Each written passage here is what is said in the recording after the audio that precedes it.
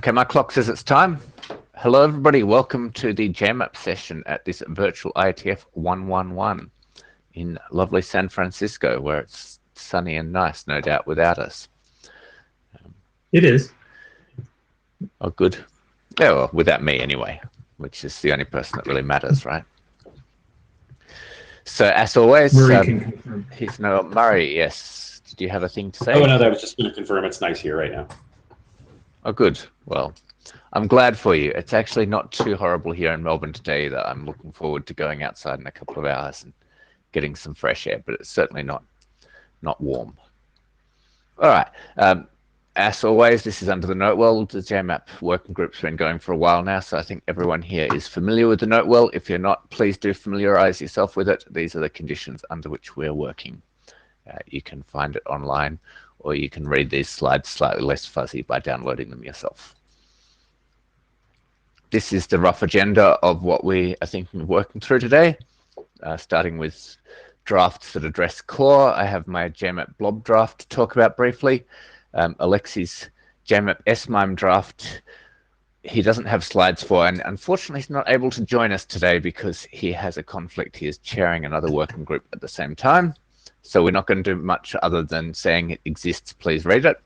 Then we'll talk about the calendar drafts, the contact and vCard relationship drafts. I have thrown in the discussion topic of the large email problem that I brought up at Dispatch on Monday, basically because we had a whole stack of time. It turns out we probably won't use the full 2 hours, so this is quite padded. If you have any other business, or if you'd like to do some agenda bashing before we even start, please do pop in now. Quite happy to rearrange this agenda, so I'll give people a second to pop in the queue if you want. Neil, go for it. Just a tiny thing. There have been some errata for the core spec, and I was just wondering, do they need to be approved, or do they kind of automatically get approved because they were submitted by one of the editors? Because I submitted them in the end. I don't know. I just wanted to raise that because I wasn't sure if we should be doing anything with those or whether that's all done. I will check up on that.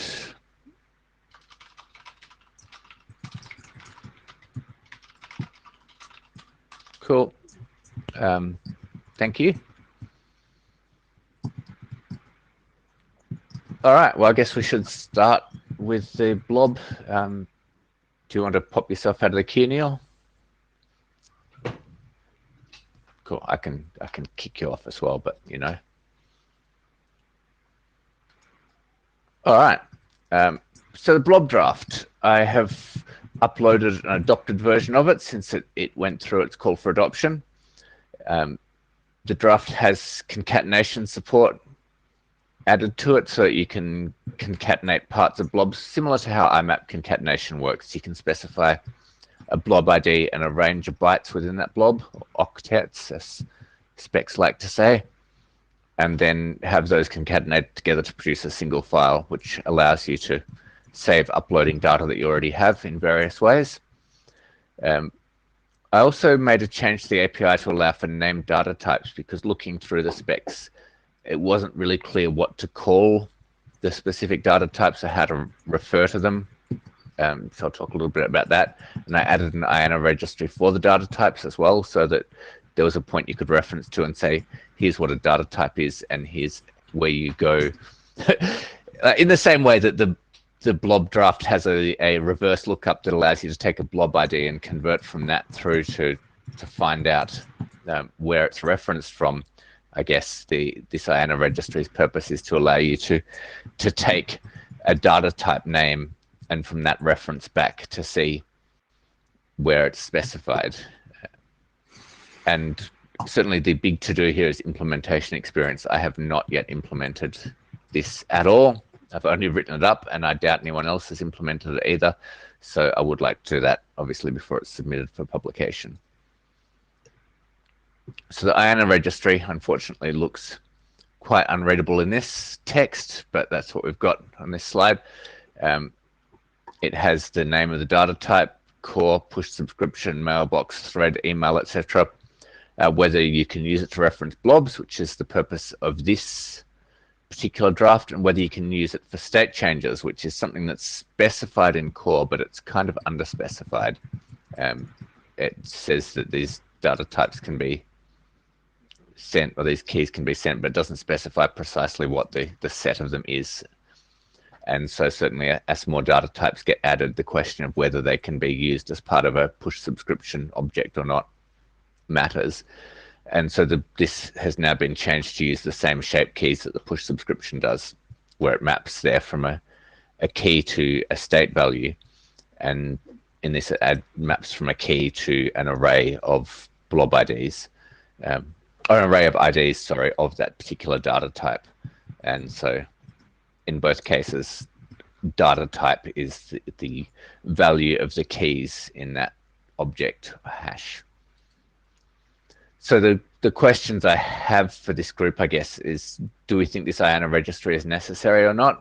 It's when I raised this to Neil at the time I was writing this, we weren't really sure whether it was necessary or not, so I thought we'd discuss that here. Particularly since data types are defined by the capabilities, and there's already a registry for capabilities, so you can always map through that way.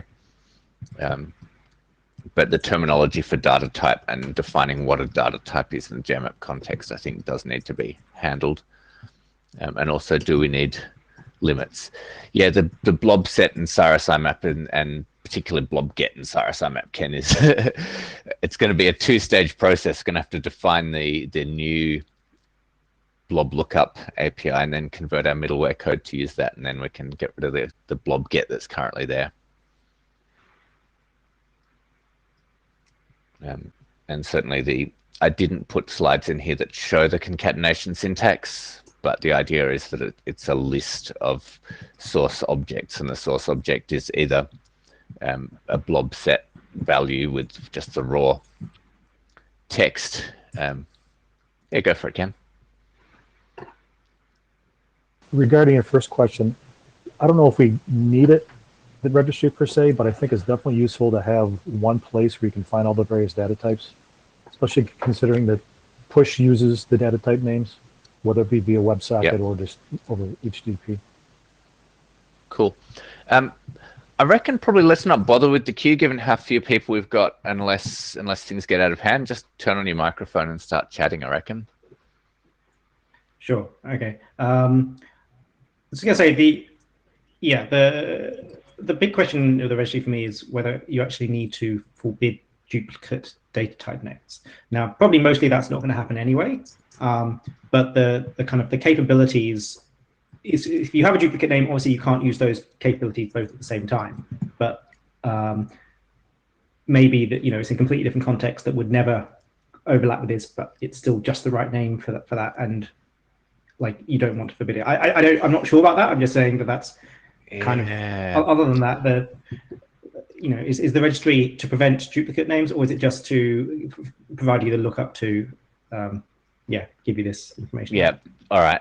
I think probably what I want to do, and I might have to ask IANA whether this is something that they handle nicely, is allow duplicate keys in the you can allow it, because you'd say the key is the data type name plus capability, I guess, basically. That's your the uniqueness key. But in terms of display, whether IANA is happy to allow that, and how they sort it in that case.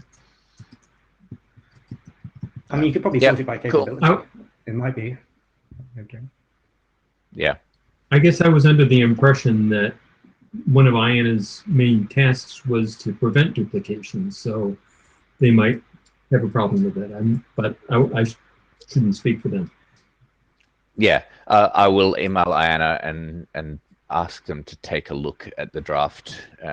I'll add some additional text to the draft. Are you taking notes on this? Yeah, I see. Yes. There. Yep, cool. Great. Yep, so yeah, I will ask IANA to take a look at the draft once I've updated some text to basically say there may be duplicates here, and that's fine. It just means that you can't use the two capabilities it's more together. The uniqueness constraint is capability plus data type name, and if the same data type name appears in two capabilities, you cannot use those two capabilities together. So if you're defining a new capability, make sure it's, if it does clash, it's not something that you feasibly want to use together, which is perfectly fine and plausible. Yeah, I mean, it might be a new version of the same. Absolutely, it can certainly be a capability new almost. version. Yeah, yes. If you have like Mail 2 as a replacement, then it's, yeah, that was the kind of point. Cool. Of capabilities as well. So the question then, I guess, is whether we want to split this into two documents, one of which creates this registry and one of which adds blob. I guess that may be a question for our area Sounds director. overkill. If he wants to Why would you necessarily create a separate draft just to create a registry? Can't it be in the same one? Yeah, I'm sure it can. It's just a matter of where to look for the description of the registry. I don't know what they preferred. I guess that's something I can ask Diana as well. I in a consideration section. Yeah. Cool. All right, I will do that. Any other questions? Whether we need limits? Certainly, maximum blob size feels like something we might need. Yeah, I we don't need know some whether kind of that's limit. already handled by the upload limit, or whether it needs to be a separate. It would. There's well, actually, it's separate. It's max request size, I suspect, and it's probably a combination of both. You'll certainly want to document how the limits interact, I suspect, with this. Yep.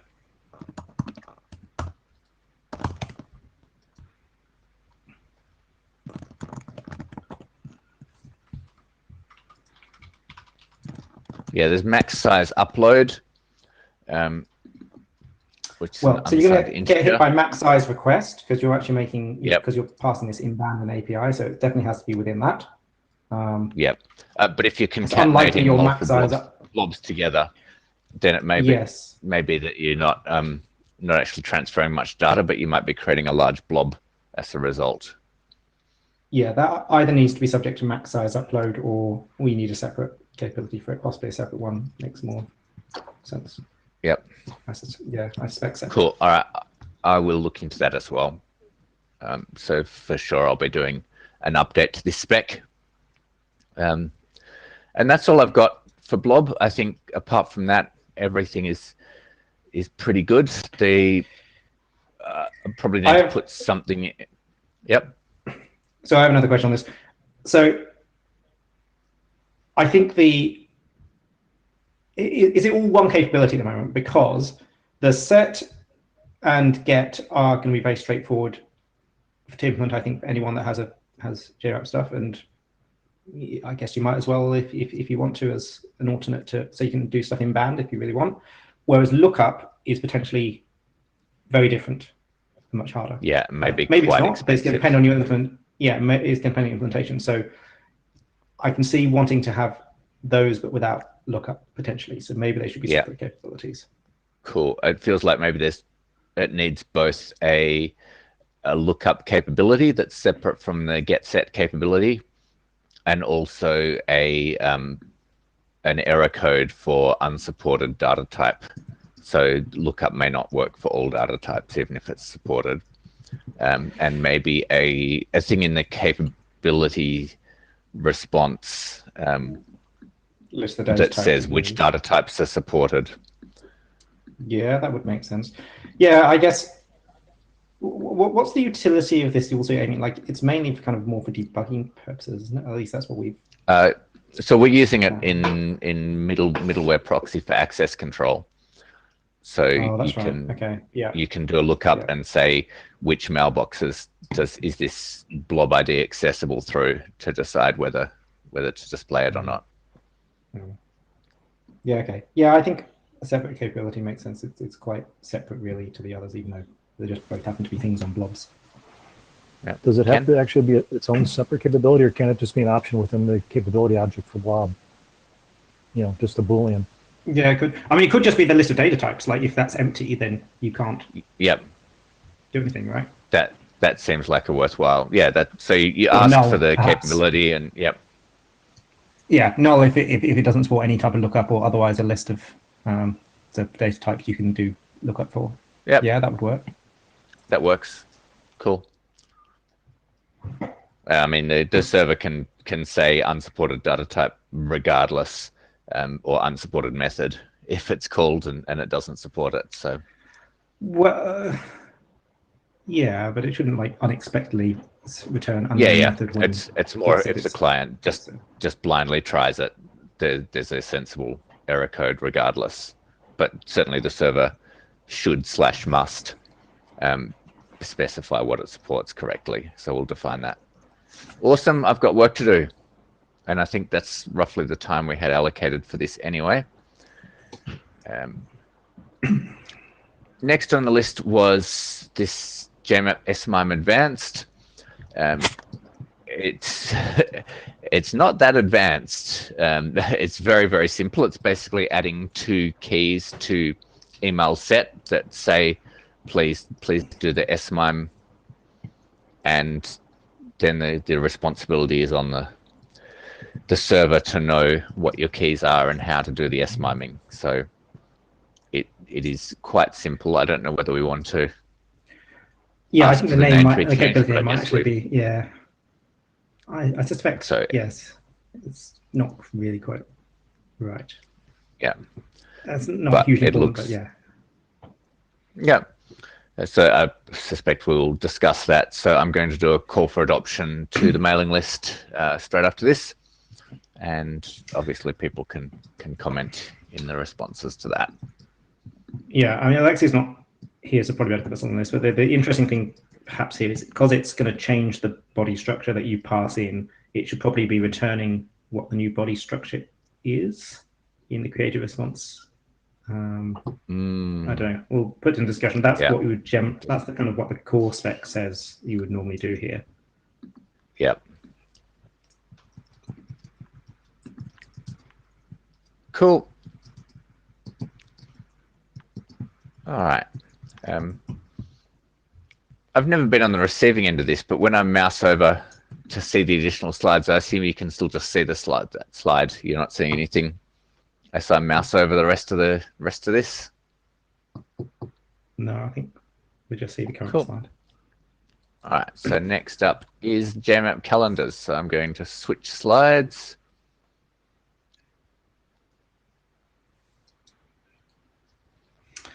Okay, so I've published a small update overnight, but it's mainly just it doesn't have any semantic changes. It's just fixing some making some things a bit clearer. We're getting some implementation experience on this now, not quite as much as I'd hope to have by this point. We should have a full experience of it by the next meeting, and mostly the spec seems to be holding up pretty well. It's quite nice, actually, been quite a while since I wrote a lot of it, and that I've forgotten a lot of stuff, and so I was actually having to look things up in the spec and finally answer them, which is always good. But there are definitely some edge cases, which, to be honest, are not very well handled in CalDAV either at the moment. But it would be great if we could define properly how to handle. So just a few things I'm hoping we can get some discussion on. If we go to the next slide, please. Cool. Do you want to try asking for slide control? Because I think you can just Oh yeah, click the slide control button and I can give you control. Is that, and then that's share slides. Where's the slide control button? Should be the second button. I see one that asks to share slide. Okay, is that the ask to share slides? That one? Yep. So,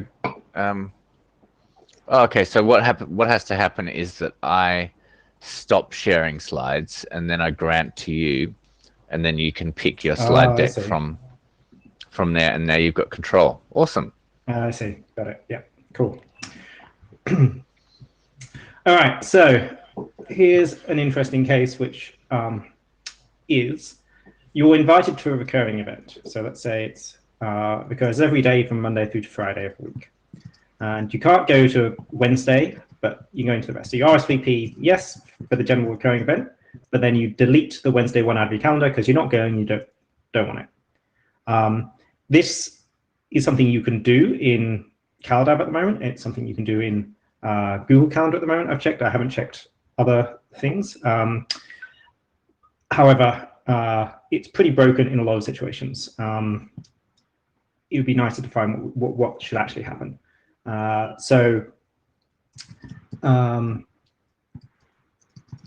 The issue is if the organizer then updates the event again and sends you the update, then your server's going to apply this update, and it's going to see there's this there's no longer a cancellation on Wednesday, because it doesn't know that it was you that cancelled it necessarily.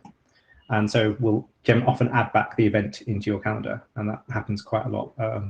I'll have to check more providers, but that seems quite common. So I think there's a couple of options to handle this better. One is that so we have this excluded true property in JS calendar, which is added to the recurrence overrides to say if this recurrence is excluded, like next date. We could add an extra property to say something like participant excluded, or some other name, say it was the user that deleted it, not the organizer of this event. So if you get an update, it still keep this one deleted. Another option is just to forbid it. You could just say the user should actually just say, or RSVP as no for that particular instance, and the calendar will, the user agent will generally hide those events anyway, so it comes to much the same for the user. And you could have it so if the user click delete, actually they just send an RSVP no, or maybe some other options. So I'm interested if anyone has thoughts, ideas, comments. Did I explain that well enough? Yeah, Mike. Yeah, I've got one. I don't remember how CalDev handles this, but if the change to the recurring event was something like a rescheduling of it that the invitee is now able to attend, doesn't the invitee want an opportunity to accept the thing that they'd rejected, that they declined before? This isn't it. Yeah, I mean, if they, hold on, when you go, Mike, and then I'll go. well, the protocol's immaterial, isn't it? It's the point is that you probably shouldn't be deleting the instance as an attendee. It's like deleting the, removing the description or changing the time or anything. There are things you can't do to the event because you don't own it. The organizer owns it. And when they send another copy, they're going to overwrite what you made as local changes. So I think the one you've got on the screen at the moment is the appropriate way to deal with it. Is don't let them do it. And it's nothing to do with CalDAV or Jmap or anything else. It's to do with how you handle the data model. Sure, I think yes, forbidding it is perfectly reasonable. So we define that as one of the things that you have to be the owner to be able to do. As I said, the kind of why I'm raising this though is, as far as I can tell, most existing calendar systems do allow you to do this. It's just perhaps they're all wrong, which is perfectly possible. They're all wrong in many respects, I've found, when you start testing edge cases. But I seem to remember this being raised that's years actually ago definitely the simplest solution is to forbid it. I think so, and the calendar application is always free to hide the things that you've chosen to, and most do by default. Will hide stuff you've and defined, the fact is, once you've cancelled it, you should stay cancelled. Even when the organizer changes something, they shouldn't be uncancelling you. Yes, that's why you have to record something. If you do delete it, that's why I'm suggesting this other participant included or something. Because otherwise it stuff. Okay, so that sounds like yes, declined is perhaps the better option. So, as I said, it's certainly the easier option. Anyone else got any thoughts on that? To do is to reset the part stat to I can't remember the exact term, but basically request it again. So the organizer can re-request you. Yeah, if the organizer then updated it to needs action, it would appear back in your calendar. But you presume that the organizer won't do that unless they reschedule it, which answers Jim's thing of if they do reschedule it, you do want it to appear back in the calendar potentially. Yeah. So again, so long as the protocol allows for things and there's enough advice there to suggest the right behavior, then we should be good. Yeah, a lot of this is specifying advice, because it's reusing existing protocols, except that no one uses them right because they're terribly specified and no one understands them. For what it's worth, I agree that declined is the correct way to go anyways. I think we're blurring the line between delete and declined here. I know, like with Apple Calendar, if I delete a specific instance, that gets translated to a declined when it goes back to the server. You're not actually physically removing the component. You're just basically stating, I'm not going to this particular instance.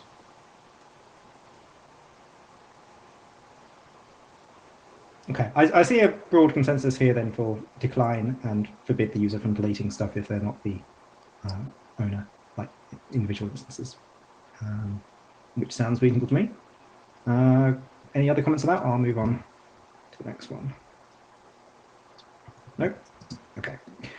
Okay, here's another edge case.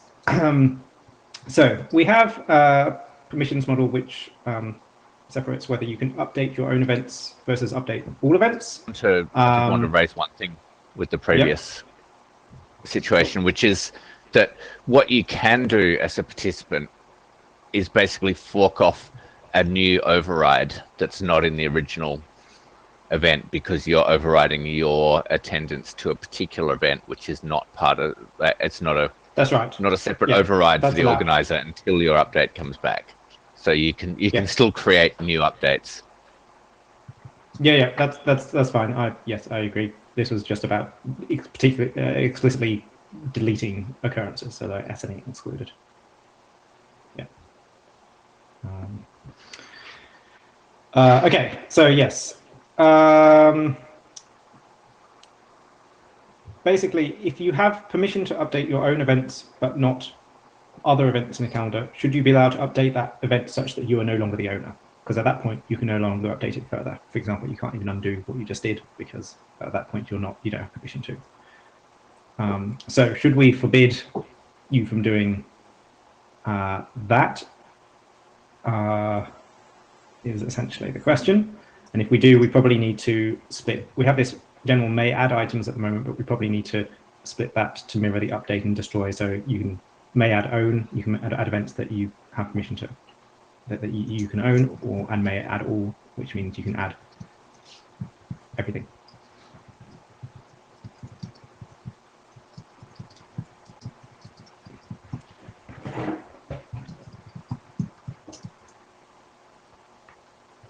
Anyone have any thoughts on that? Doesn't this seem like a similar issue to the recurring thing where you've got an event that is on your calendar that someone else offered, and if you're updating it yourself, then you're kind of breaking that. No, this is that relationship. Other way around. This is something so you were the original organizer, you created it. But suppose you have, if you have a shared team calendar, you might have that a number of different people within your team can update that calendar, but they can't update events they didn't organize. But you might want to transfer ownership, so you can say, I used to own this, but now I'm leaving, so I'm going to say someone else does. Now you could add those as a second owner with JS calendar in this, but can you remove yourself as well? It's not. I think there is a use case for that, but I can also see people getting into situations that are hard to undo if they make a mistake.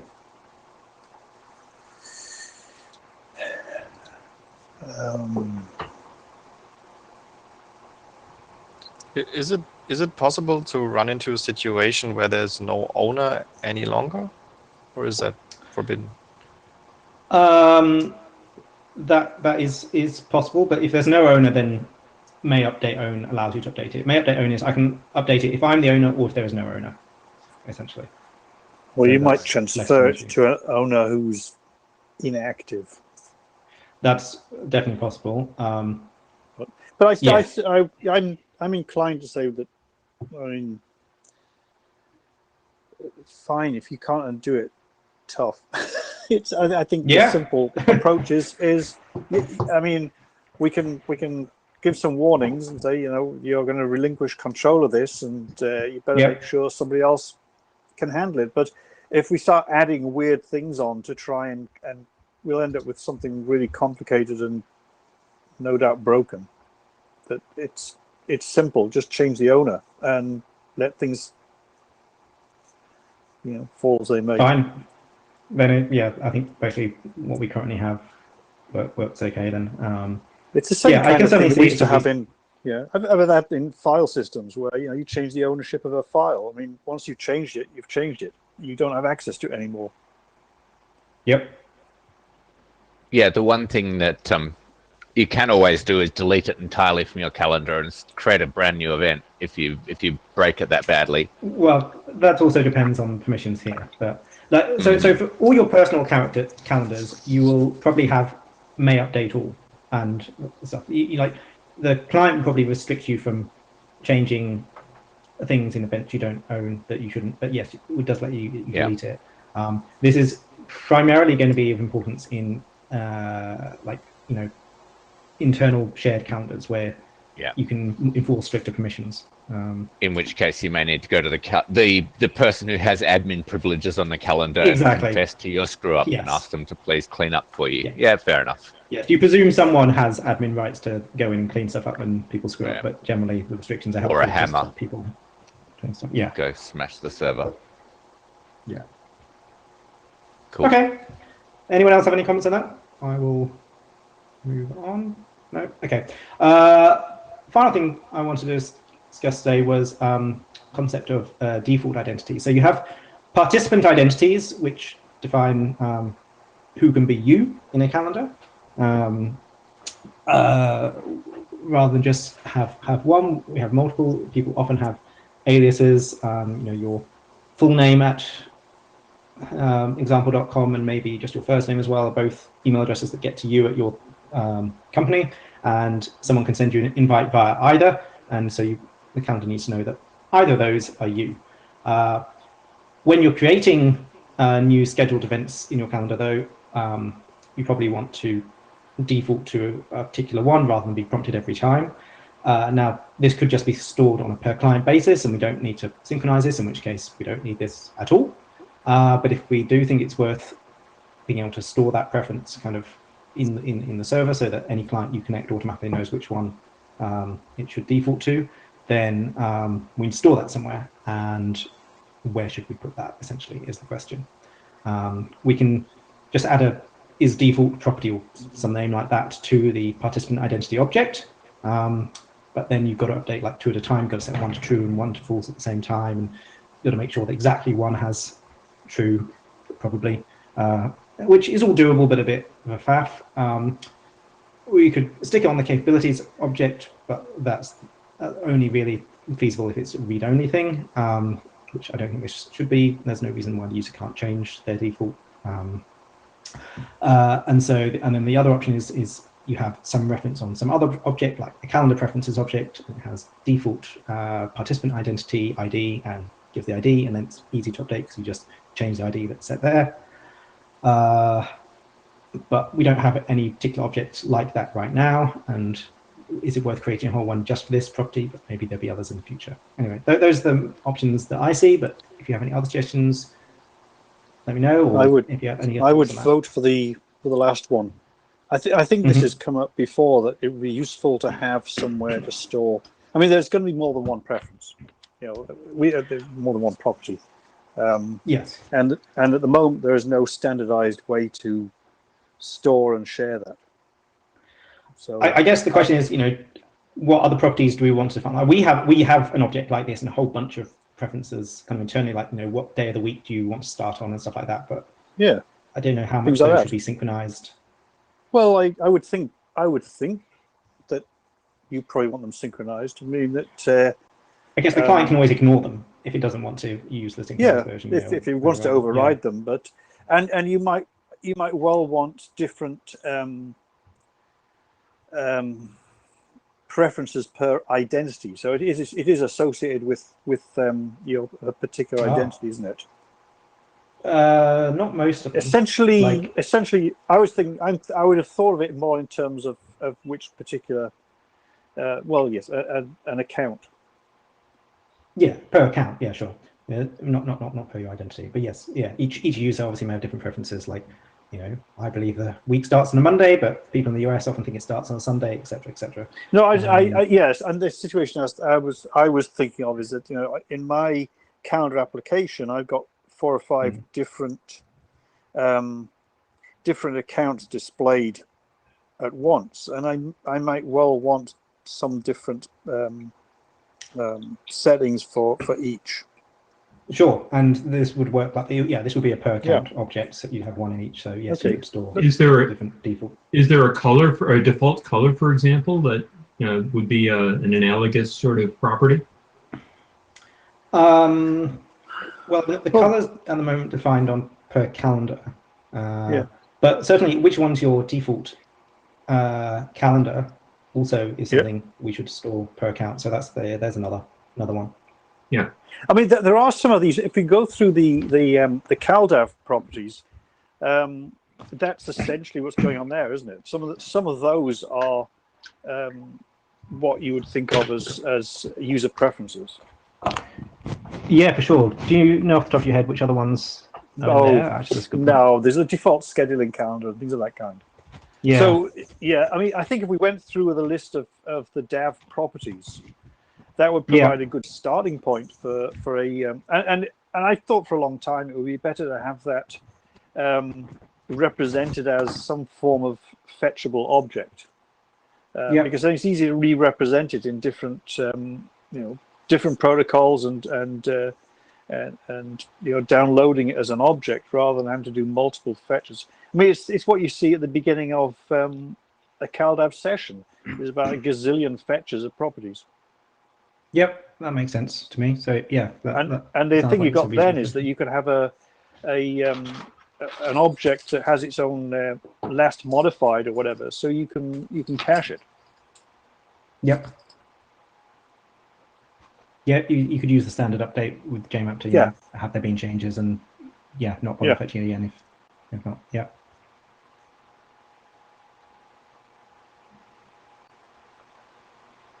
Okay. Sounds like broad support for defining a calendar preferences object, and I'll have a look at the CalDAV list of props and see what other stuff we should be putting on there. Sounds like there actually might be a few things. Great, that sounds reasonable to me. Okay, those were the three things that I came across so far with implementation that I thought worth discussing. I said hopefully by next IETF we'll have done a full implementation on both client and server and seen if anything else comes up that we've noticed. And if anyone else has experience, please also post on the list or communicate in some other way. And hopefully we can look towards finalizing this document by the end of the year. I can't remember what the milestone is, but yeah, that seems plausible now. JS calendar's been approved and published. Okay, thanks everyone.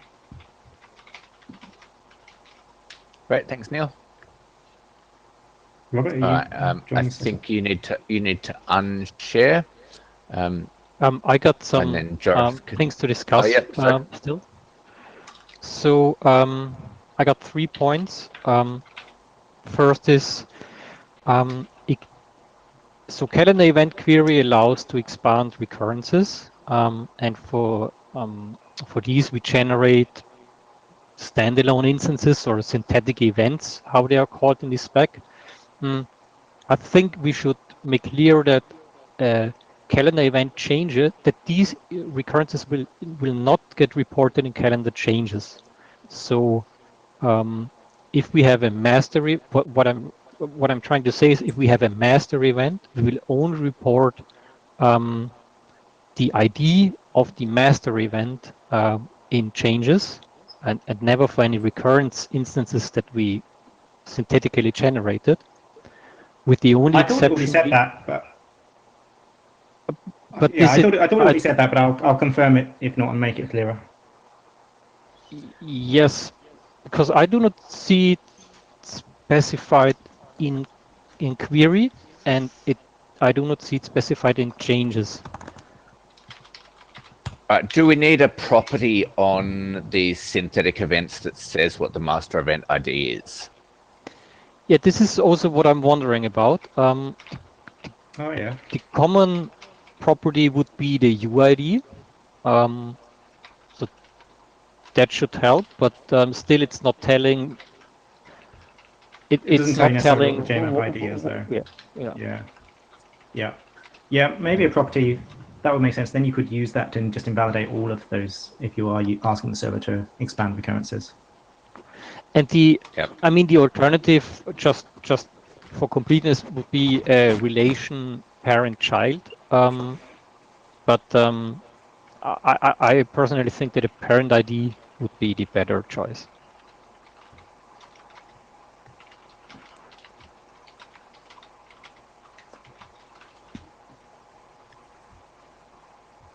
Cool. I'll put an action for that.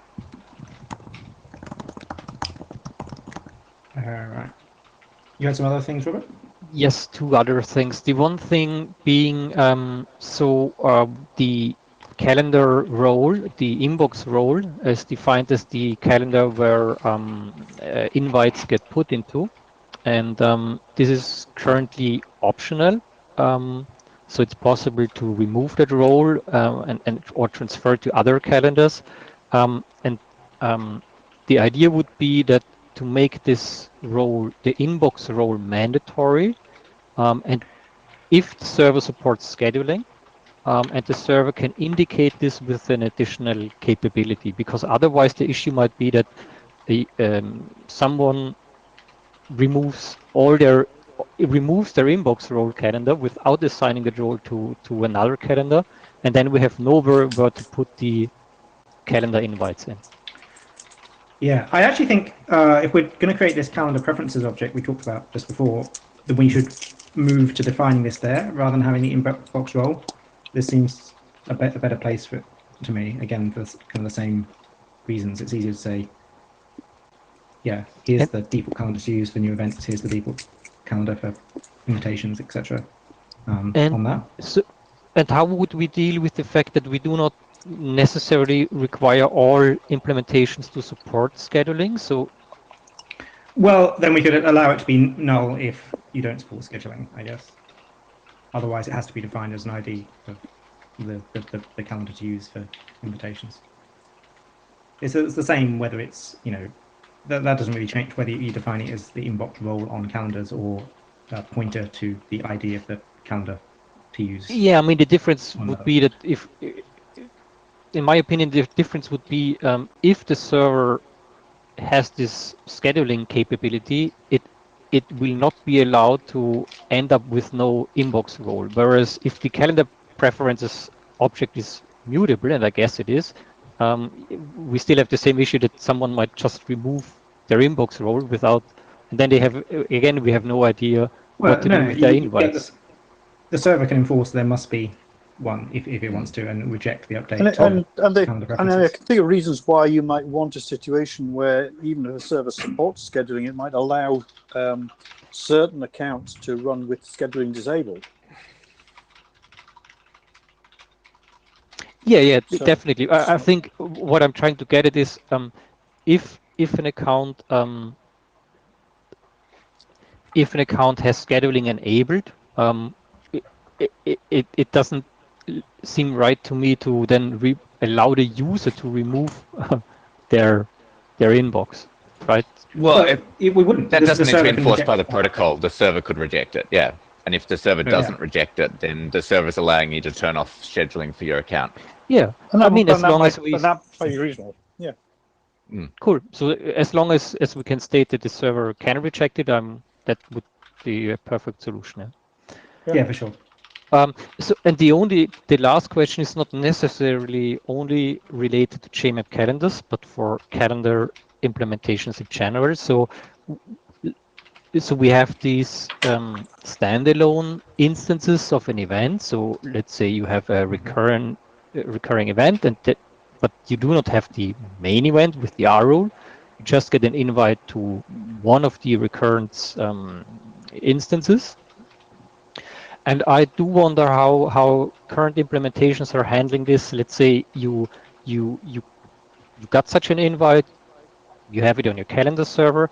Now later you get the main event with the R rule. What's going to happen with the standalone instance? Is it merged or just gets subsumed into the you'd sort of throw it away and replace it with the incoming one. Yes, so the Yeah. master event is overruling whatever was there Yeah. before. Yeah, right? because that's what you do anyway. In effect, when you get an update to an event coming in any situation, you're essentially in at least when somebody else is the organizer, you're updating as a complete replacement. And Yeah, this is a question. But it can have another resource name in CalDev, for example, right? It can be two different no. things. No, the server No. should reject that and find the resource with the same name. Should Yeah. say that you can't have two instances with the same UID. I think Yeah, also that the server should do essentially. this. I wonder if it's allowed to not do this, but it's No. No. Not according to CalDev. No. No, and Because the- Jmap calendars as well. You can have an event with the UID and no recurrence ID. It's the master event, or you can have multiple events with the same UID, and all of those must have recurrence IDs. I.e., you have been invited to one or more particular instances of an event. But you can't have both Okay. at the same time. If you then get invited to the master, you remove all of the individual things and you put all the data into the single master event at that point, which is Yes, mainly a but- problem for the IETF handler, because it needs to make sure it preserves any alerts or other personal things that you set on those instances when it copy them into the master event it sets. But Okay, great. but That's the also Jmap how I is, would yeah. expect it to work. So Yeah. that's Right. perfectly fine. Right? Yep. Good. These were all my points.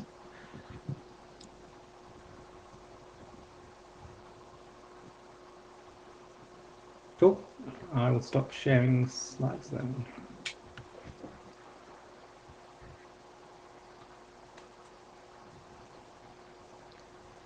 All right. Thank you, Joris. Do you want to try sharing your slides? I'm gonna try. How does that? Yep. I just need Work. to grant you access. Done. Ah, okay. That's nice. Cool new feature. Okay. Yeah. So yeah, for us, for Jmap for tasks, not a lot has happened since the last interim meeting, but yeah, for us personally, quite a lot has happened since last IETF at least. So mainly I dumped the changes that happened since last IETF in here. What we did is we changed the sort order. We added sort order to the task object. No, wait, that is actually yeah. Then we added. Then we made sure that a task can only belong to a single task list. We remove the is visible attribute and adjusted the UTC properties for tasks. So yeah, that since then not a lot has happened. We're currently collecting implementation experience with various Jmap specs. What's also still ongoing is the discussion we had last time at IETF and the interim meeting about server capabilities, where we still need to publish the survey about various task systems. Yeah, that's basically it from my side. And of course, we would also be happy to hear if somebody already collected some experience with Jmap for tasks.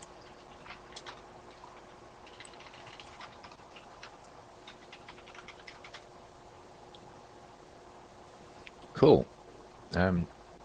Anyone else have anything here? Do you have any asks from the group as well, I guess?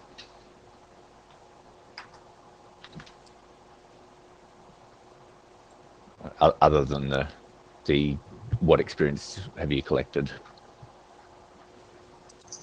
You mean if I want to ask something, or? Yeah, is there anything you want us to do, want everyone else here to do for this at the moment? No, not right now. I think next time we will present a bunch of notes and experience that we have collected, but it's not in a very finished stage yet. So for now, I don't have any further points. Cool. I'd be happy to answer questions.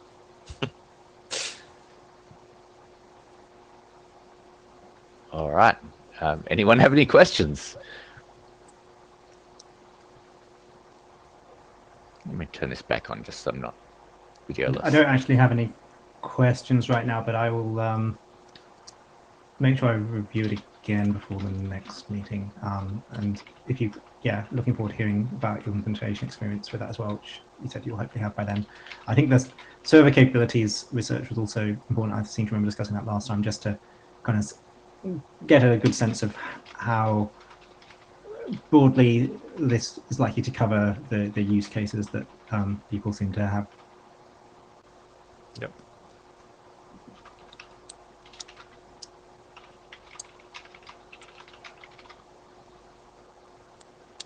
Awesome. All right.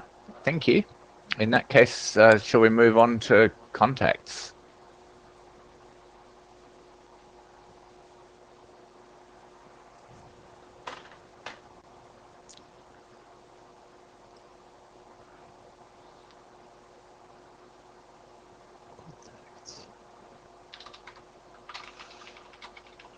All right.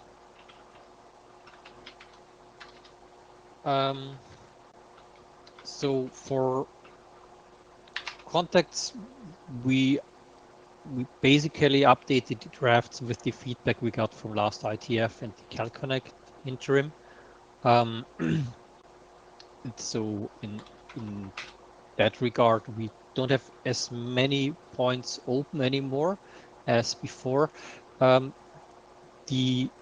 So there's just a couple of things that we might want to discuss today. First one is more an FYI. So we discussed how to localize content in JS Contact already at last IETF and during the interim, and there was the preference of the most participants who raised their voices were in favor of reusing the same localizations approach as is done in JS Calendar.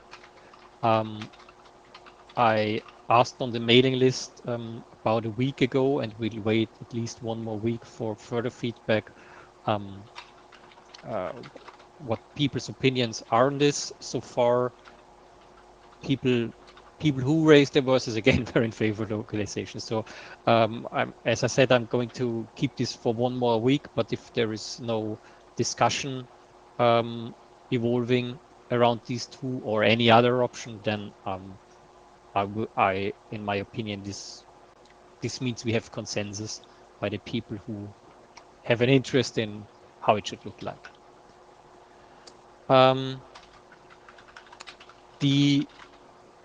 Just another minor thing is that we currently do not use this special type property to indicate the object type within a JSON object. So for example, the type would be address for an address object, obviously. We intend to add that for all object types that we define in JS Contact. Except if someone is not in favor of this, please let me know. And then there is two items that I got feedback quite a while ago already, but we haven't started to address this yet, so I'll take the opportunity to do this now. So the first is that there was the request to be able to track metadata per field being a property. So for example, if you have a name, if the name property is whatever value, somehow one wants to track when was this specific property updated, in contrast to when was the whole contact updated.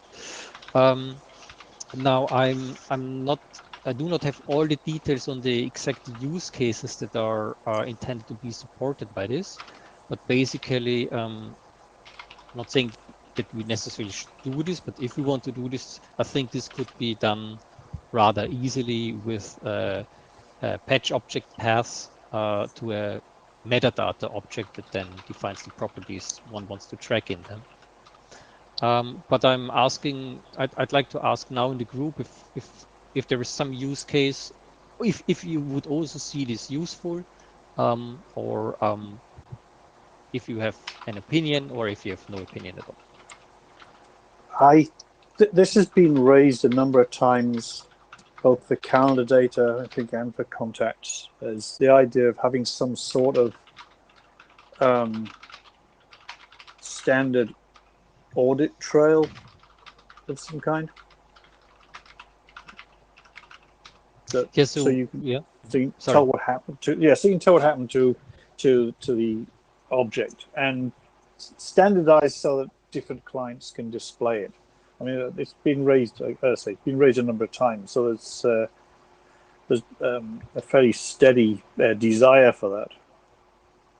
This is not an audit trail though, because if you updated the same property twice, you'd only have when was it last updated, not it was updated this point. Well, no, in that form it would be, but if you attached a change log to the object, it would become an audit trail. Yeah, like I certainly agree. This should be a separate property, I think. So again, probably most things don't need this, and they can just ignore it. A change log is in some way more interesting than the field metadata thing. So yeah, kind of a little history. Yeah. So would you propose a reverse changelog, Mike? Basically, apply this patch to get back to the previous version and so on? And a timestamp, yeah. Possibly who did it. Yeah, I mean that was the I mean the point that the reason people want it, they want to know how an event or whatever got to the state it's in, and I know I have the same problem with every so often somebody will raise that with our public event system. You'd like to know who, so you can do that by throwing through your own logs and extracting stuff, but it makes a lot of sense to attach it directly to the event or to the contact, and then simply have it displayable. And it's a relatively simple thing to implement, I would have thought. Yeah. I mean, your two options are basically keep the entire history just full copies, or do some kind of patch. Yeah. In fact, there's already a model defined for that in CalDAV sharing, isn't there? Because it has the notifications in Jmap sharing, you mean? Well, no, there's one CalDAV sharing. There's a change reporting mechanism, and it's actually used. The same thing is used by the Apple Calendar application to show that what the changes are to a shared calendar. If an event changes in a shared calendar, the only thing is missing is it's not actually attached directly to the changed object. It comes through as a separate notification stream.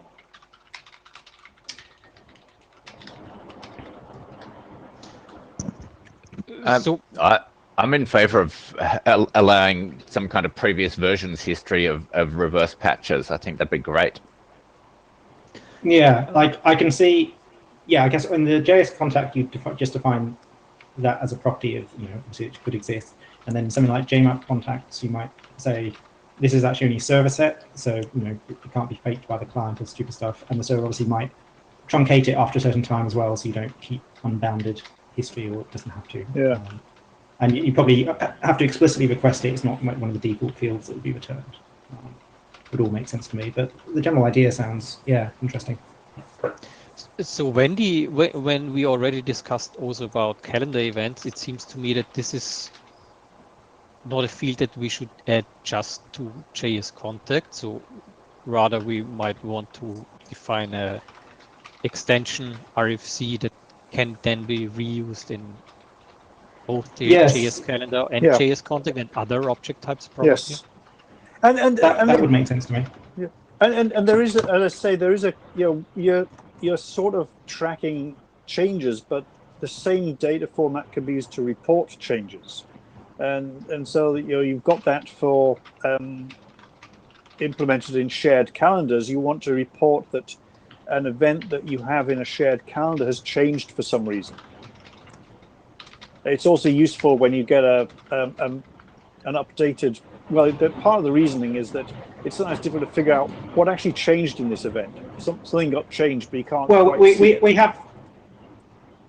we have that in Jmap calendars, like much like the calendar one you're talking about. It keeps a record of what changed, any changes that you didn't make. Yeah, but it's sort of the same. It's the same thing, but yeah, in fact, it is. Yeah, just attaching it to the event as well as an option. Because the so I Jmap think it's a patch.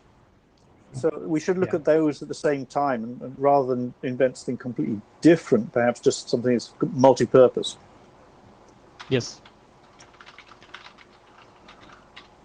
Okay, great. The other item that I got approached with was the request, or was the idea to allow this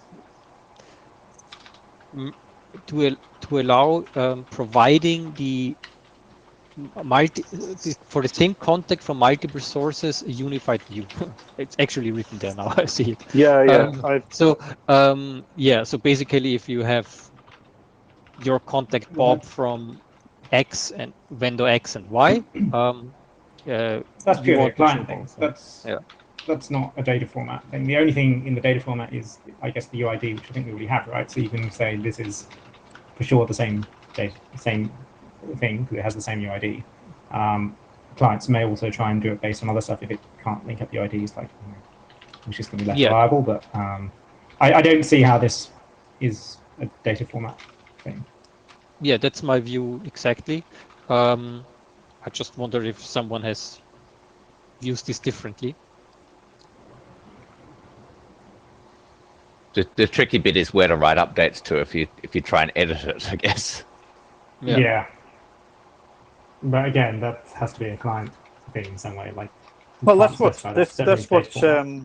the Apple client does, isn't it? It presents a unified view. Yeah, but I think it's the client then, the client implementation that does it. It's not really in the V card or something. I would assume. But they I mean, I think that's probably what the thought was. They wouldn't be able to replicate that behavior. But yeah, I don't think there's any data format changes needed. Yeah. No, other than that, maybe you need. I mean, the one thing that maybe would be useful is some indication of what the actual source is. I don't think that is in there, is it? Joris, can we let Joris speak, because he's been trying a couple of times now? Thanks. No, so I understood it that you wanted. I think the concept is interesting, and I understood it that you wanted to use the UID for mapping, but UID is, as I understood it, randomly generated. So there could be, like, I don't know, clashes between different sources. But I don't know. No, it's meant to be a UUID, so it should be very, very unlikely that you have a clash unless it is actually the same object that's available on a different source, because, like, you uploaded your contacts to different places and have edited it in one of the places, now they're a bit different. Yeah. Then it should be fine. Yeah, the big danger is you've had it in different systems and you've edited them to be completely different things over time, because users don't know what the UID is under the hood, and they just copy an object and edit it randomly without realizing that it's cross-linked. But yeah, unlikely. Yeah, nothing's infallible, but it's probably your best option. But regardless of how you try and decide whether they are the same to merge the display, this is a client concern, not a data type one. All right. So thanks for that. This is all I got, or Mario, I don't know if you have additional points. I don't have any additional points on this point.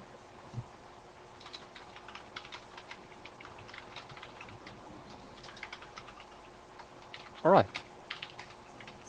Okay. Any actions out of this one? Yeah, so this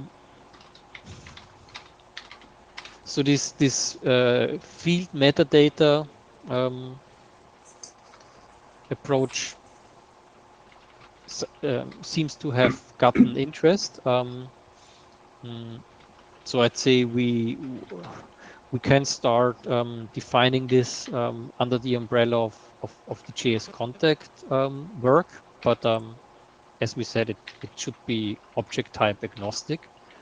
Yeah, I can write something up in the next time, but the main focus will be JS contact until we got that defined and done properly.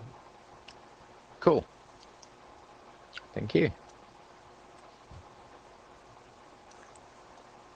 All right. The next thing that I have in here is the large email problem, which is actually a large object problem in general. So does anyone want to talk about anything else before I pull up the slides that I gave at dispatch and talk about that?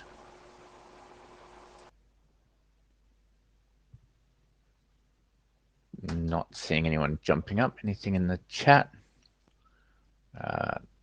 Just Murray. Cool. All right. I'll take over the minutes here. Thank you. So these are the slides that I gave at dispatch the other day. The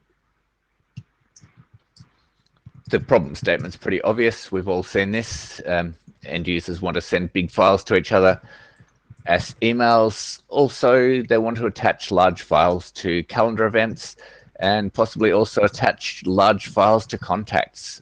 At the moment, that's generally a high-resolution photograph, but who knows, in the next couple of years, people might want to attach a video of themselves with the other person to a contact. And at that stage, it is certainly not something that you can fit inside the kind of size that we want to serialize our things to. So a general way of referencing a large object in a way that it needs to be reference counted somehow, kept alive along with the object. I don't know if you've seen the discussion on the dispatch mailing list since Monday. There's been a bit of pushback at the idea that this is something we can even do. So we'll see there, but certainly for Jmap, this is of interest to all our data types, and tasks obviously are also going to want to be able to link to large files. So we all care about this. I took some screenshots of myself emailing large files around, and with Google Drive or with Gmail, it uploads to Google Drive. It appears as a recent document in your Google Drive, so it messes with all your history and all sorts of stuff. With iCloud, again, it winds up being stored on their server, in this case just for 30 days before it gets deleted, and the attachment is just a reference to, it's a link inside the HTML body of the email. And with Outlook, exactly the same thing again. You upload it, it gets stored in your storage drive at the source, and then a link gets emailed. So the problems, obviously the upload of large files, you want to be able to restart and upload. Jmap doesn't have any solution to this, and that really is an issue for HTTP. So I'm going to be talking to the chairs of the HTTP BIS working group and see if if they have work in that area already, or if it's something that we need to talk to them about getting done. The big question is the ownership or responsibility for the data. Who is responsible for keeping a copy of this data and keeping it online for the lifetime of the object? This particularly matters with calendar events where you have managed attachments. Who's responsible for keeping that attachment alive? If you invite someone to an event, the organizer being responsible kind of makes sense, but if you're sending out something that's supposed to be a long-lived calendar event that's not an invitation, then who's responsible for keeping that copy? Likewise with contacts, often contacts get transferred around. Who keeps that original copy? And partly we're looking at globally addressable data in some way here that you can have multiple copies, and I'm happy to discuss possibilities here. It kind of feels like the thing that almost BitTorrent is good at here, where you have some kind of key that specifies the data, but then there's privacy considerations around that as well. And the third bit was specific to existing email formats, which is the discoverability or embeddability, which is basically saying here's an attachment, and does this attachment have the data embedded in it, or does it have a reference to data embedded in it? Either way, you need to be able to see that this is an object that's supposed to be with the email, with the email contact calendar, whatever, rather than just a link to some external content.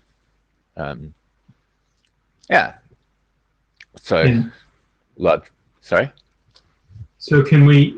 And there, I think there were some more problems that were brought up also, like privacy. Yeah. You know, the discovering, something about the recipient of the message, and modification of things, and so-called compliance issues. The modification thing, I was really annoyed with that, because the whole point is that you put a cryptographically strong digest in the attachment or in the message itself, saying here is something that allows you to confirm that the content that you get matches the content that you were told you were going to get. Okay. That is a pretty it's solved an easy problem to solve then. Yeah. That is very easy to solve. You just require that there's a digest, or even a couple of different digests with a couple of different algorithms included in there for whatever level of. I mean, it's not 100%, obviously. If someone finds a way to break SHA-256, then maybe we've got problems. But specifying that, I think, would be fairly bigger solid. problems then. Yeah. Yeah, we have bigger problems if they do that. Yeah. So, yeah. The other question is, where is the copy sent and ref counted? Again, this is much more solved if you send the digest of the content along with your email in a way that the recipient system can reliably extract and see that this is a reference to some external content and where to get it from, because the recipient server can then download and cache a copy, or people's individual clients. Even if you even phones these days have enough storage on them that 10 megabytes is pretty small. You could have your local email client pull a copy and cache it locally along with your email archive. Your POP3 client download a copy as well, so long as you can tell that this is a resource and has an ID, and ideally some kind of globally unique ID, which the digest is sufficient in some ways for that. Whether you need a separate global ID as well, then I'm not sure there. So that's a thing that I think is worth discussing. But certainly within the Fastmail system, we still use SHA-1 as our global ID for a lot of stuff, and it works just fine. It's not really broken for anything other than some very explicit cases.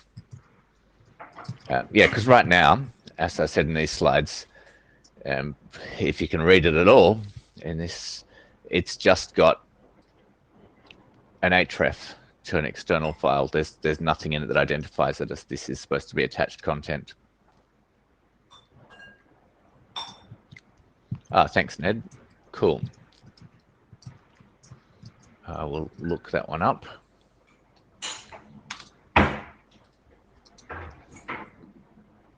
So ditto all of these. And yeah, arbitrarily following links from emails is dangerous for a bunch of these things that has side effects, content can change, etc. But a lot of that is more solved if the recipient server is going and fetching the data immediately so that it can virus check it, and then keeping it alongside the email as well, or alongside whatever the other object is that's coming in. because you can tell that you got the same object because the digest must be with it, and you've got the response. Your recipient server has the responsibility. As Ned's saying in the comments in the chat here, you can't guarantee anywhere near as much as you can if the content is all kept together. But the question is, has enough changed since this was done back in RFC 1000 series that more systems are more likely to support this? Because clearly people are working around it. Every big email system now dumps the file and sends a link to it, and at least something more structured and discoverable would be better than what's happening now. So my proposal was something like this. Yeah, go for it. Hans-Jörg.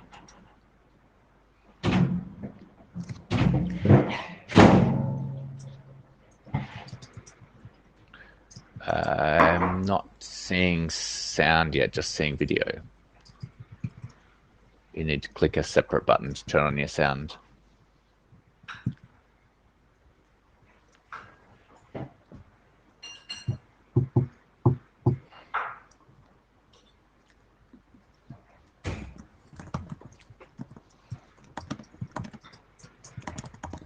Yeah, no worries.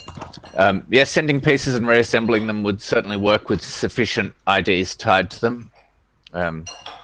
Though again, I would want a digest of the sum total of all of them.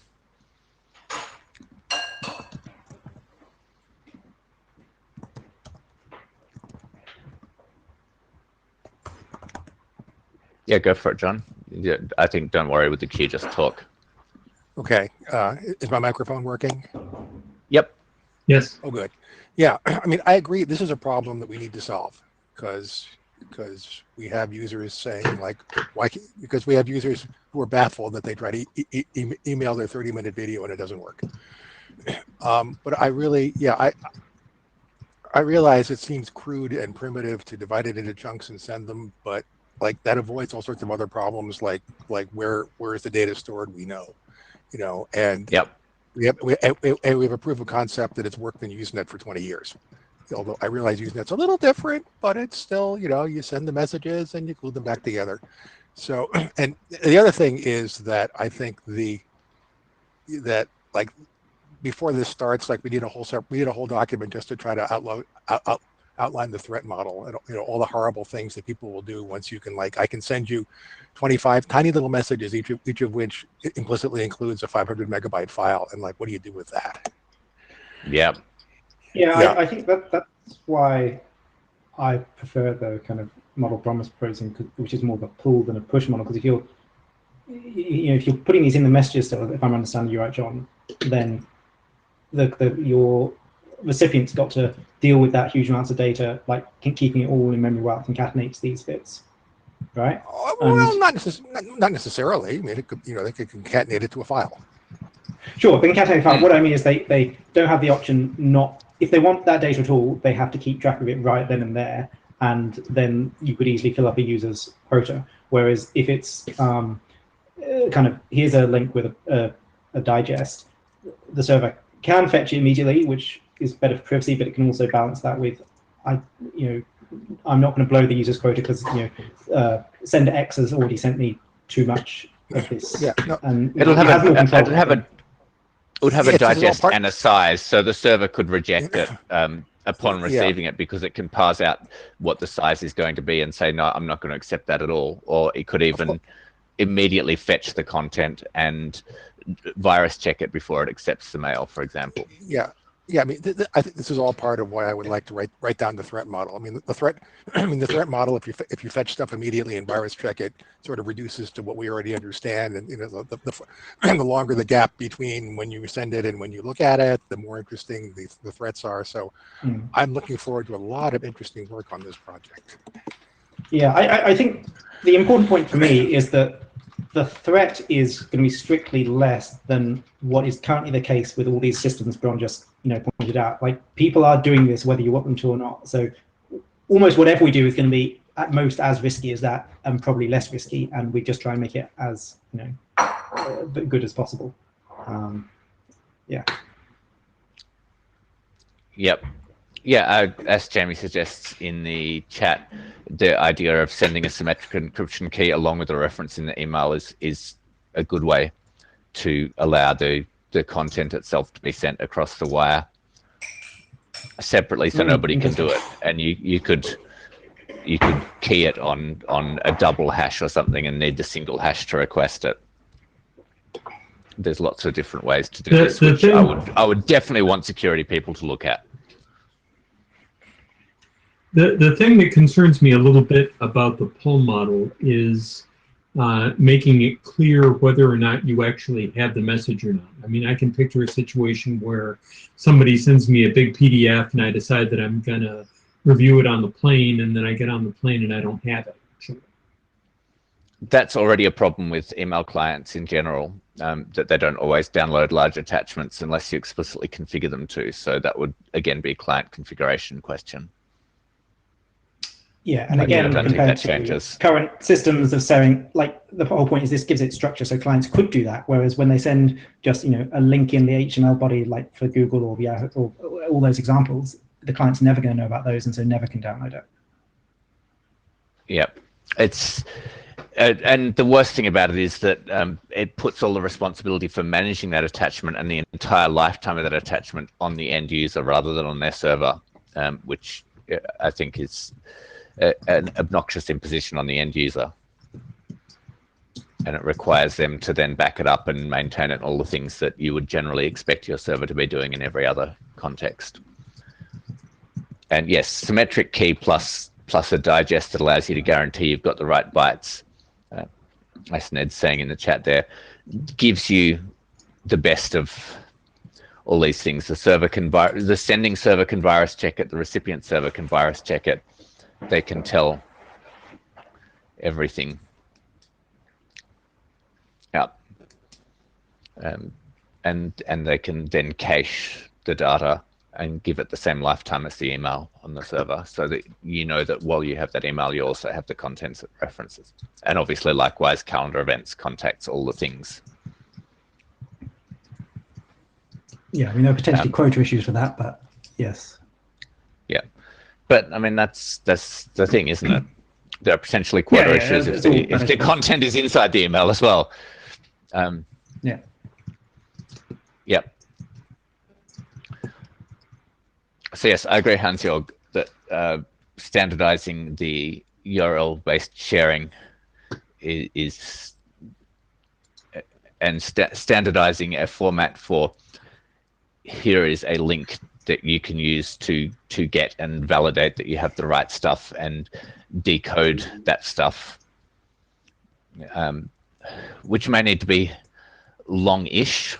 Like it might need to be a couple of kilobytes of data to include the key and the digest and all the various bits and pieces. But if we standardize one of these things, the other question there is whether it is a specific URL or whether it is something that allows you to discover in some kind of BitTorrent-esque thing that can allow that message to exist in multiple copies and for you to pull from one of them. And there are obviously some privacy considerations around that. But how do you handle the URL mutating over time? Because you want to be able to download this message that you can still DKIM check or whatever as being unchanged bytes, and yet have updated the reference of where the data is stored. I guess you talk back to the same server that you got it from, and it can rewrite it. Yeah, cool. So we might be able to whack the whole thing in a JWT data URI or something, if the symmetric keys are short enough. Cool. We've still got half an hour, and we've got no other specific topics to cover. So I'm quite happy to be chatting about this, even though obviously this is probably not the working group where the work will happen. If we can convince dispatch to dispatch it somewhere, which I think we should be able to, because it's definitely a problem that everyone has, and there are worse solutions out in the marketplace right now because we're not doing something about it.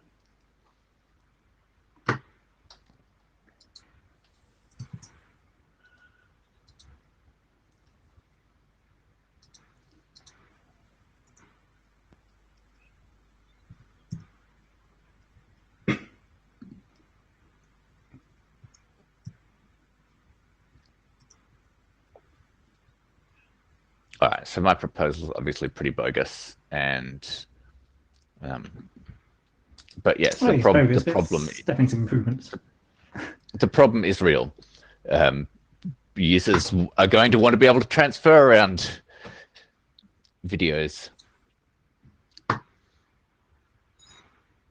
Yeah, this is definitely worth solving because just telling users you can't do that, it's not doesn't fly. They work around it. The email providers work around it, and they're working around it by a totally unannotated link inside an HTML email body. Yeah, anything we come up with is going to be better than the current situation, pretty much. Yeah, it does need to be backward compatible enough that it doesn't make the user experience significantly worse I during think the that's quite changeover period. Yeah, I think it's quite straightforward. If you can make it so things that don't understand it think it's just another text HTML part to display, and then you can embed your pretty link just the same as they currently do at the bottom. I presume every client supports displaying multiple parts that are together. I think they do. Yep. You could also multi-part alternative it, such that the third alternative is one of these. Yeah, but you'd have two versions of your body potentially. Then one that's not as nice. I think. Yeah, you've already got two. Then you'd have three. But yes, text HTML and text HTML with one of these in it. Yeah, no. If we can avoid that, that would be good. Yeah. But yes, if the worst case is that it appears as an ununderstandable attachment, and you put a link inside the body to download it as well as one of these attached, that could work as well.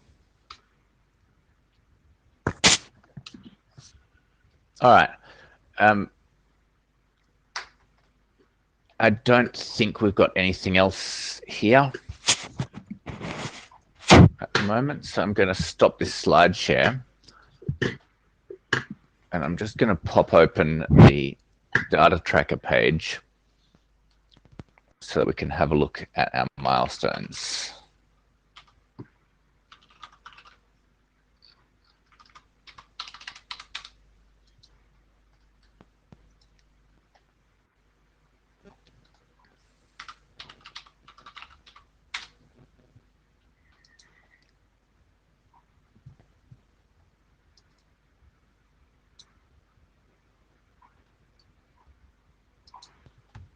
All right.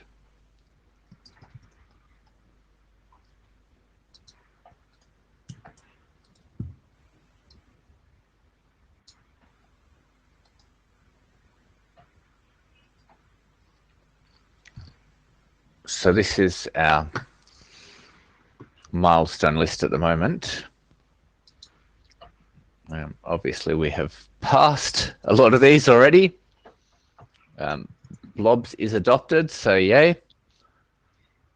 I assume you're taking notes on this, Jim, so I'll just talk and let you note. Thank you. Jmap Civ has not yet been submitted to IESG. I think it's done. Ken, are you waiting on anything there, or should we just submit it? I think there's actually was some feedback last IETF that I still have to incorporate in the draft. All right. When do you expect mostly surrounding the test method, and the other one was Alexi wanted to have the a query property to determine if one script was included by another one. Yep. Cool. All right. So should we just update that to December 2021 for submit? Give 6 months to. Yeah, I would like to get the draft updated and implemented by IETF 112, and we can discuss it there, and then hopefully submit it shortly after. Cool. Yeah, if we do a last call at 112, then submitting in December sounds right. Adopted document for Jmap access to address books. We haven't even started with that yet. So that might need to pop through to December as well if we, again, propose it at next IETF and do a call for adoption, then December would be right. Submit Jmap calendars. Likewise, we're thinking December, Neil? Yeah, I hope so. I hope we should have it pretty much finished by the next IETF if we get the implementation experience done. Mainly what's missing is just a bunch of examples and stuff, which will be a lot easier to do once we have a server we can copy and paste stuff out of. Yeah, cool. And that, hopefully that should be done well by the next IETF, I would hope. I would hope so. Blobs, likewise, I think December seems right if I rev it fairly soon after this, and then we get implementation experience before next IETF. Jmap quotas document. What was the status on that one? I don't even remember. I think it's basically done. No, I think there were some issues. No, hang on. That's the other way around. You're It's thinking IMAP of quotas is basically done. Yep. Yeah, Jmap quotas had quite a few issues. I don't know whether they're still working on it. There was definitely sent a bunch of feedback. I'm not sure what's happened with that. It hasn't been updated, so it's expired. There you go. All right. So that let's bump that off to early 2022. Yeah, if someone comes back into that. So March 2022, I guess, or April 2022. So after IETF 113. Jmap SMIME will be submitted in July 2021. I've got 2 days, maybe 3. It's ready to go. It just needs me to actually submit it.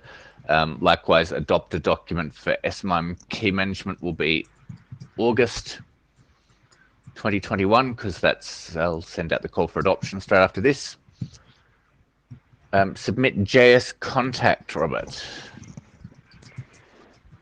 Earliest December. December. All right, we've got a lot of stuff all planning to land in December.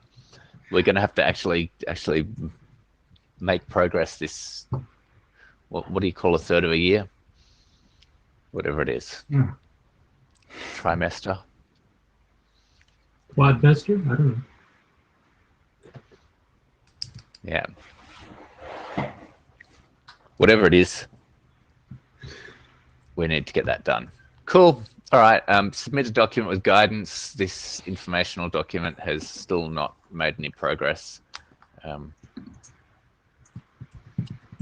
We don't seem to be keen to do that, but let's bump it once more through to April 2022.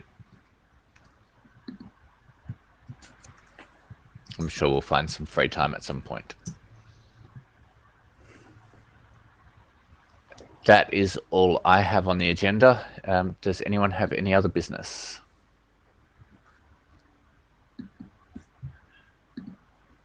I just want to say that the drafts for converting iCalendar and vCard to the JS formats were very helpful for us. So we're actively using them, and they're quite nice. And yeah, just wanted to say, yeah, thank you. Awesome. Well done. They don't actually belong to this working group. They belong to Calext, but I'll pass that on to the Calext chair, who is sitting right in this chair right here. One of them. Awesome. Thank you. All right. Well, if we have no other business, we get 25 minutes back to go do whatever we want to do. Jamie? I think that's it. There is a question in the chat. Jamie All right. Sharp asks, is this an appropriate occasion to ask if anyone in this working group is interested in a Jmap for feeds, e.g. RSS application? This is my first IETF, so I'm not actually quite sure how these meetings work. Welcome. Thank you. So what's who's the user for this? What's the use case? There are a bunch of different RSS feed readers that have some sort of API for separating the portion of the code that goes out and checks, are there new updates in this RSS feed from the UI that lets you actually read those updates. So very much like mail.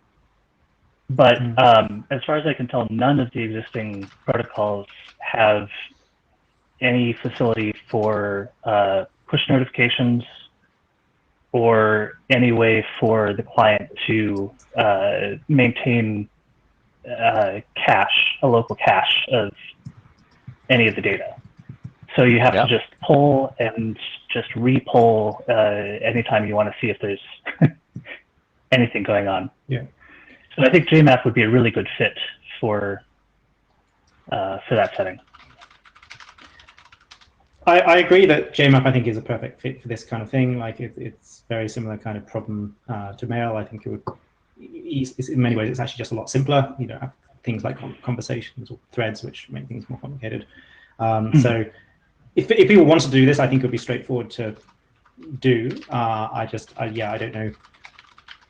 I guess it's just needing to find people that are interested enough to do that and see if they want to come propose it and adopt it. Yeah, so I was hoping to find out whether there are people interested in that in the working group currently. I'm interested in the abstract, in the idea of it. I think it's a great idea. Happy to review and suggest things for it, and certainly if you have people interested in implementing, that would be great. So, and very keen to have new people. So thank you for coming along. Yeah, thanks.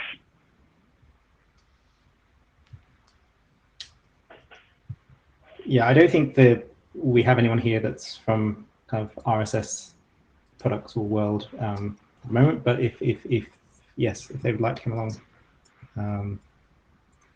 then yeah, I think this is certainly something that could fit within the working group if there's sufficient interest. Thanks. Well, I think that's all I had. Awesome. Thank you.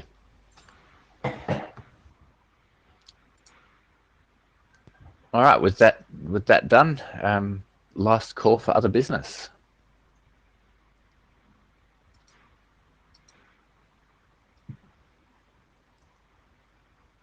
I'm hearing nothing. Enjoy the rest of your days. Enjoy the rest of your IETF. See you somewhere around, or in November in virtual, probably Madrid. Cool. Thanks, everyone. Cool. See ya. See you, Brian. Take care.